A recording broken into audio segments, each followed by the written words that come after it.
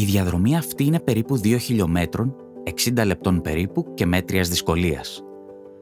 Σε αυτήν ο επισκέπτης θα μπορέσει να περιηγηθεί σε κτίρια αρχιτεκτονικού ή και θρησκευτικού ενδιαφέροντος ταυτόχρονα, τα οποία είτε κτίστηκαν χάρη στη δωρεά κάποιου ξανθιώτη ευεργέτη, είτε σχετίζονται με την κατοικία ή κατάστημα της οικογένειας του ευεργέτη.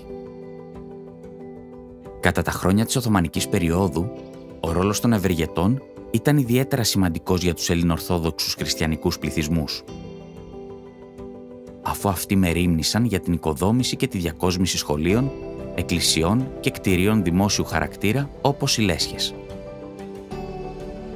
Με τον τρόπο αυτό συνέβαλαν στο να διατηρηθεί η εθνοτική και θρησκευτική ταυτότητα της κοινότητας. Ο επισκέπτης ξεκινά από το παρεκκλήσι της Ζωδόχου Πηγής στην οδό Λευκού Πύργου και καταλήγει στο παρεκκλήσι της Αγίας Παρασκευής στην καρδιά της παλιάς πόλης.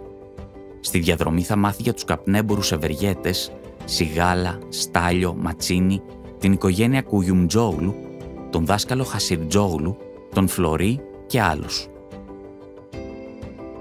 Επίσης, θα γνωρίσει τον Μητροπολίτη Ξάνθης και Περιθεωρίου Ευγένιο, με την καθοδήγηση και προτροπή του οποίου ανοικοδομήθηκαν και διακοσμήθηκαν οι εκκλησίες της παλιάς πόλης μετά τον καταστροφικό σεισμό του 1829, όπως επίσης και τον Μητροπολίτη Ξάνθης και Περιθεωρίου Ιωακήμ Σγουρό, που ανοικοδόμησε το Μητροπολιτικό Μέγαρο και μέρος των μοναστηριών. Σημαντικές ήταν οι δωρεές και των επαγγελματικών συντεχνιών στους ναούς, όπως του συναφιού των Τσαγκάριδων και των υποδηματοποιών, που δώρισαν στο ναό του Ακαθίστου την εικόνα της Αγίας Τριάδας, ή του Υπηρώτη Καγιαλίδη, που αφιέρωσε στον Μητροπολιτικό Ναό την εικόνα του Αγίου Γεωργίου Εξιοαννίνων, ή της οικογένειας Βέλιου, που δώρισε αρκετές εικόνες στο Καβάκι.